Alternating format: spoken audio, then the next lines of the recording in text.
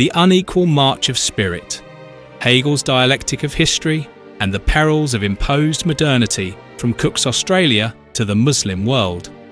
The Encounter at the Edge of Worlds, Captain Cook and the Aboriginal Horizon. In April 1770, Captain James Cook's HMS Endeavour anchored in Botany Bay, marking the first recorded European contact with the eastern coast of Australia.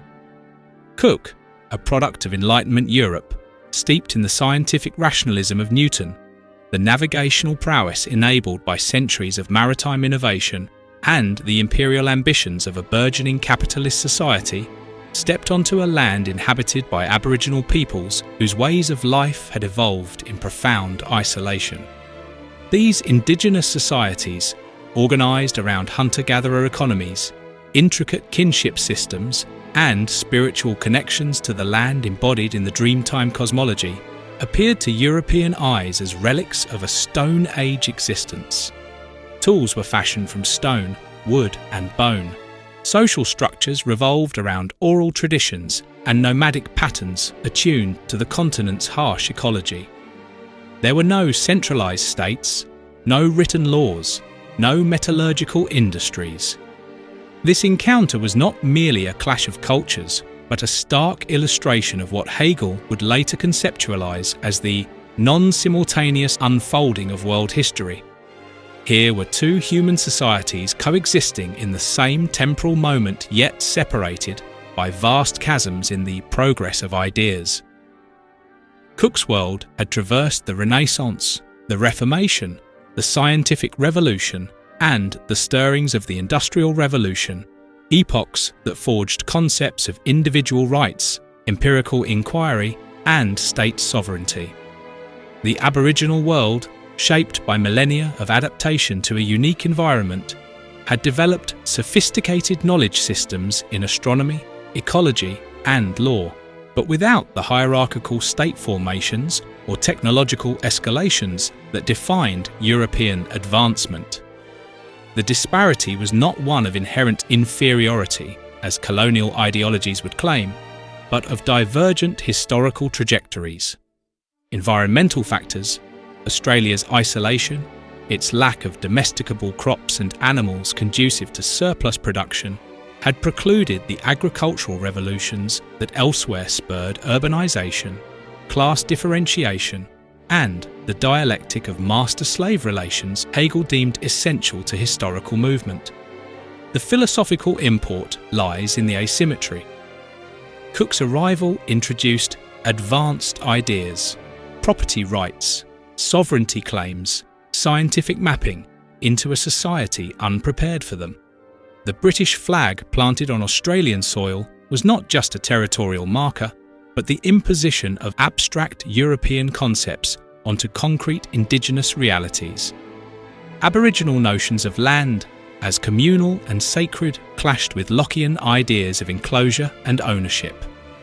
What followed was not mutual enlightenment, but dispossession, disease, and cultural erosion. Hegel's dialectic suggests that such encounters reveal history's cunning.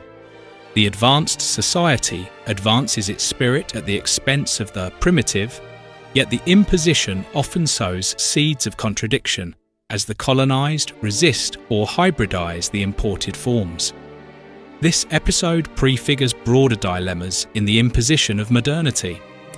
When ideas forged in one historical context are transplanted without regard for the recipient society's structures, the result is not progress but distortion.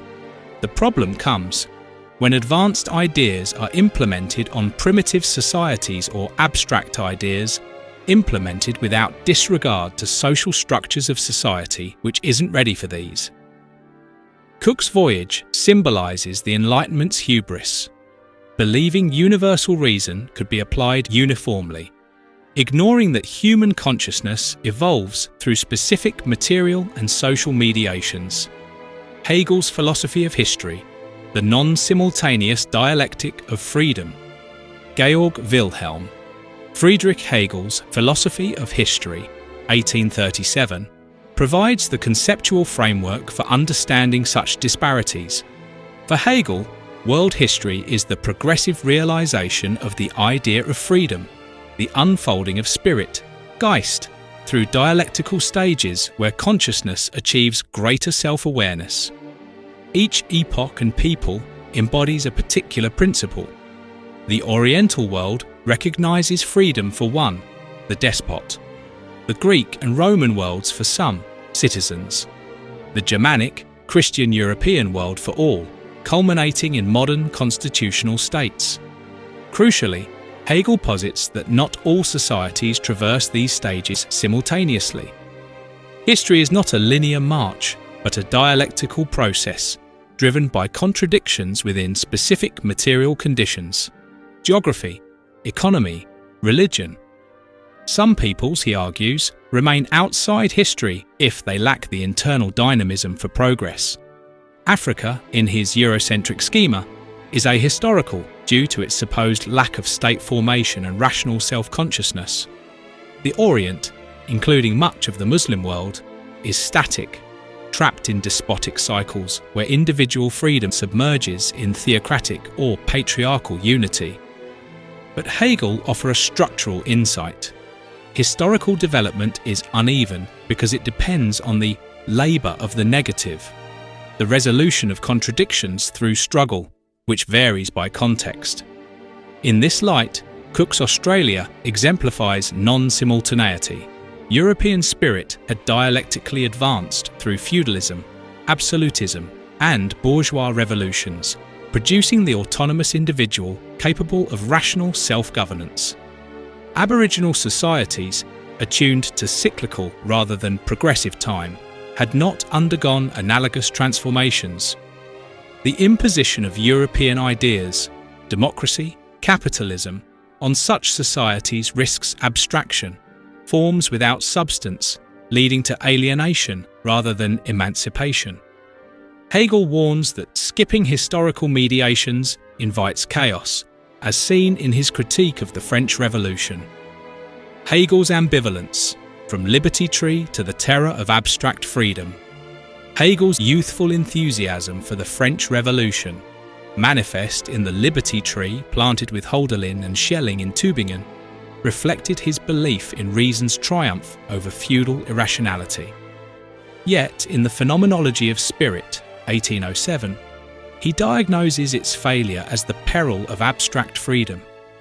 The Jacobins sought to instantiate universal liberty immediately, dissolving mediating institutions, churches, guilds, local traditions, in favour of direct relation to the general will. This negation created a vacuum where suspicion reigned, culminating in the terror's guillotine. Hegel's point is philosophical. Freedom must be mediated through ethical life, Sittlichkeit, family, civil society, state, to become concrete. Imposed abstractly, it devolves into tyranny. The Revolution's error was disregarding France's unprepared social structures. The Ancien regime's hierarchies had not yet yielded to a mature bourgeois consciousness. This critique echoes in colonial contexts.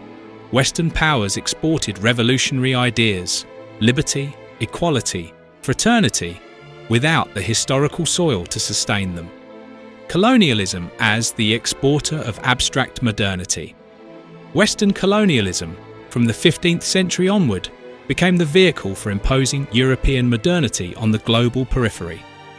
Driven by mercantilism and, later, industrial capitalism, empires like Britain's transplanted legal systems, bureaucracies, and economic models to Asia, Africa, and the Americas.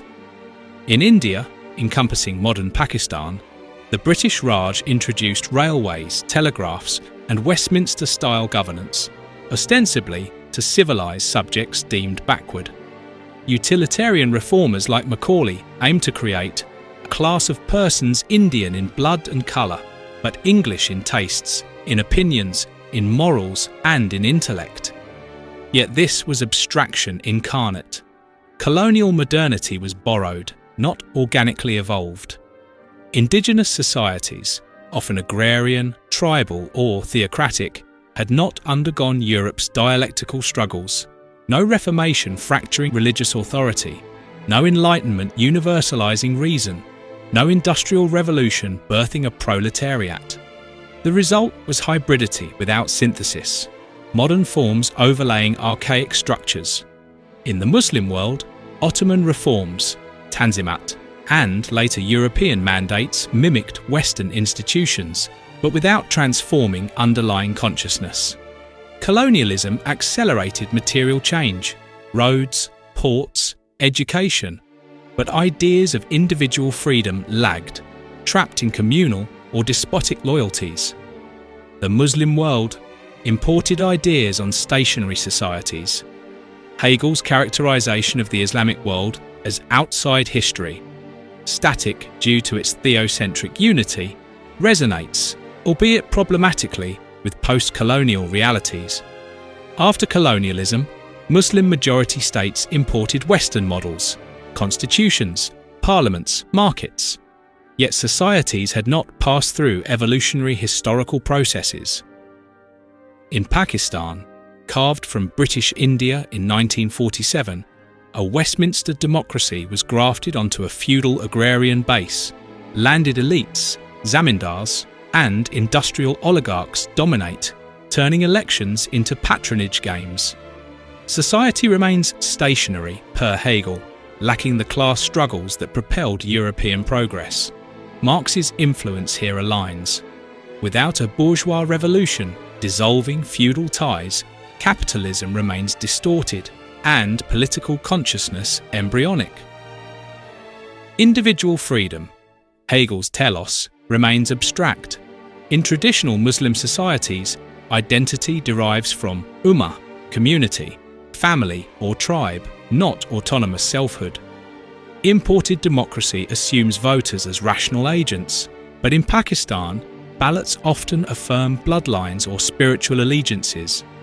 The state is experienced as alien, not as ethical embodiment. Modernity is superficial. Urban skylines rise, but ideas stagnate. Oil-rich Middle Eastern states exemplify this. Dubai's Burj Khalifa towers over a society where citizenship is patrimonial, not rights-based. Feudalism, bloodlines, and the absence of dialectical struggle. In Pakistan, feudalism's ghost haunts democracy. Large landowners command loyalty through dependency. Tenants vote as directed, perpetuating dynasties, bhuttos, sharifs. Belief in kings and bloodline reflects pre-modern legitimacy. Authority as charismatic or traditional, beba, not rational legal. No Hegelian class struggle emerges because society is outside history, contradictions unresolved, consciousness untransformed. Serfs electing lords in feudal Europe would be farce. Similarly, Pakistani elections reinforce hierarchies. The industrial class, complicit in this stasis, exploits without revolutionizing. The Middle Eastern irony, material splendor, ideational void. The Arab world amplifies this irony. Absolute monarchies, Saudi Arabia, UAE, boast skyscrapers, universities and Formula One circuits, yet rule through divine right kingship. Shining university buildings house rote learning, not critical inquiry. Education imports degrees without fostering enlightenment. Dictatorships persist because political consciousness, awareness of freedom as self-determination, lacks historical grounding. Borrowed modernity masks archaic cores. Tribal loyalties underpin regimes, individual rights subordinate to Sharia or royal decree. Analogies of imposition. Elections in unprepared soils. Imagine Captain Cook, upon landing, announcing elections among Aboriginal clans. Hunter-gatherers, without concepts of representation or majority rule, would likely affirm traditional elders, rendering democracy a ritual of confirmation. Or feudal Europe holding polls, serfs, bound by oaths, elect lords. This mirrors Pakistan. Voters, steeped in dependency, perpetuate elites. Abstract ideas, universal suffrage, imposed on primitive structures yield not freedom but farce. Hegel's warning? Without mediations, modernity terrorizes or trivializes. Toward historical patience, mediating the dialectic. Hegel's dialectic demands patience. Freedom realizes through time, not fiat. For the Muslim world, progress requires organic transformation. Economic reforms dissolving feudalism, education cultivating consciousness, civil society mediating state and individual. Imposed modernity, like Cook's flag or Jacobin decrees, breeds resentment or stagnation. The task is synthesizing borrowed ideas with indigenous histories, forging concrete freedom from abstract imposition. Only then does spirit advance unequally no more, but universally.